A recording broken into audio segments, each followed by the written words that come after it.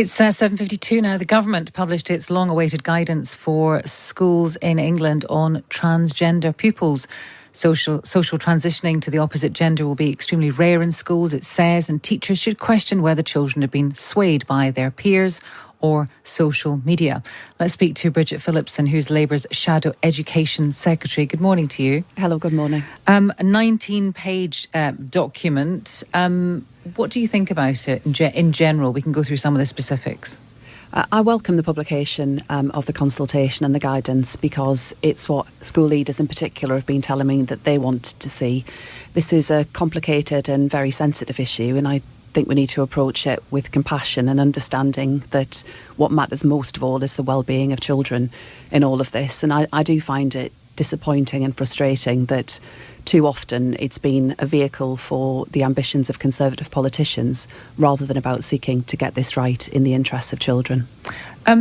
I'm looking at a tweet from Nadia Whittam, one of your colleagues, who's a Labour MP. The government schools guidance not only poses a safeguarding risk to many trans and non-binary children, but the government's own lawyers advise that it would likely lead to schools facing legal challenges that they would lose. That's a part of a thread of tweets. But her initial point, she says it poses a safeguarding risk to many trans and non-binary children. Now, presumably she's talking about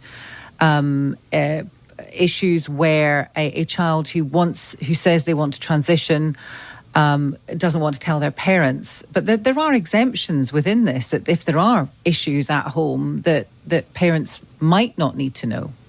I mean, I do understand, given so much of the rhetoric that we've seen from government around this, why colleagues are concerned about making sure this is done properly. But as you say, the guidance does say that parents should be involved. I think that's right, as much as is possible. There will be a small minority of cases where safeguarding concerns might have to override that. But in the vast majority of cases, parents will be involved because they know what's going on with their children. They want to support them. Most parents will be supportive.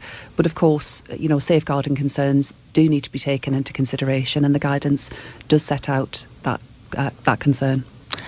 You've talked about some Conservative politicians using this for their kind of electoral gain. You talked about rhetoric. What specifically do you mean? Because this is clearly it's a very important issue, and a lot of clarity was wanted by parents and by teachers. So what do you mean when you talk about that? Clarity has been asked for by parents and teachers alike. These are difficult and sensitive issues that they're grappling with, and they want to do right by the children that are in their care. What I mean when I talk about the rhetoric that we've seen is that there have been a number of Conservative politicians who've sought to stoke tensions around this issue. I find that deeply irresponsible and very disappointing. Who are they in your mind? Kemi Badenoch, Suella Braverman, others. And the reason it's taken so long for this guidance to be published is because of the fighting that's been taking place within the Conservative Party around this issue. I think it is too serious an issue, a really important issue of children's well-being, and we should be approaching it responsibly and sensibly, looking to do what's right by children, making sure that they are properly supported, and that, yes, teachers are aware of their responsibilities and feel that they have the backup from government in addressing these issues.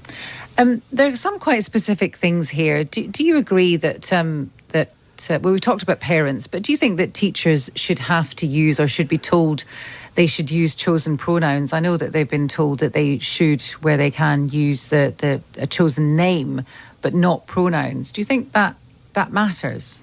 I think where it comes to both adults and children, we should seek to behave towards one another in a respectful manner.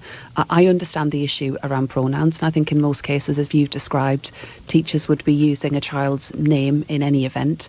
And where it comes to changes in pronouns, yes, I would expect parents to be involved and in that conversation as much as is possible. Again, unless there are serious safeguarding concerns that might put a child at risk.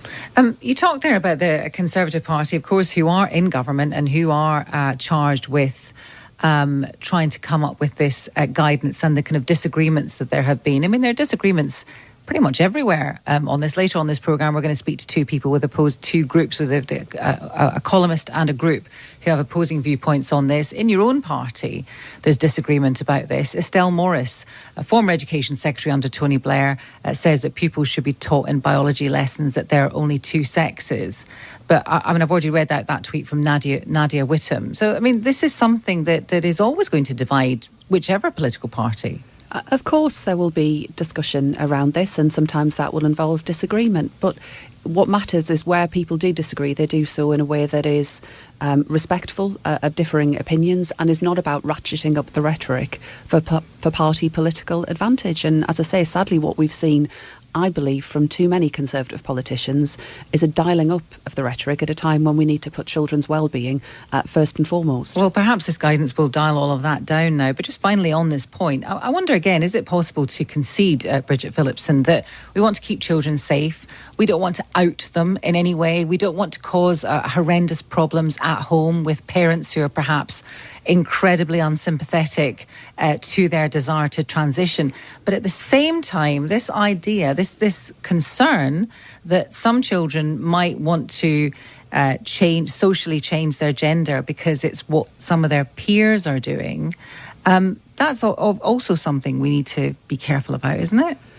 For me, it's about making sure that children are properly supported, that we put their well-being right at the front of all of our thinking on this. There is, of course, a much wider issue that we're facing right across the country at the moment around young people's well-being and mental health. We're seeing a real growth in lots of the challenges that young people are facing, and I believe the government should be doing more around this. If I were Education Secretary, I'd be making sure that we had mental health support professionals in every secondary school, paid for by ending the tax breaks that private schools enjoy, because I think young people deserve improved mental health support more than private schools deserve tax breaks. OK, one final issue, of course, is a junior doctor strike in England. Members of the BMA have already walked out 3 days. This time around, 6 days in January. Would Labour offer junior doctors anything more than the government?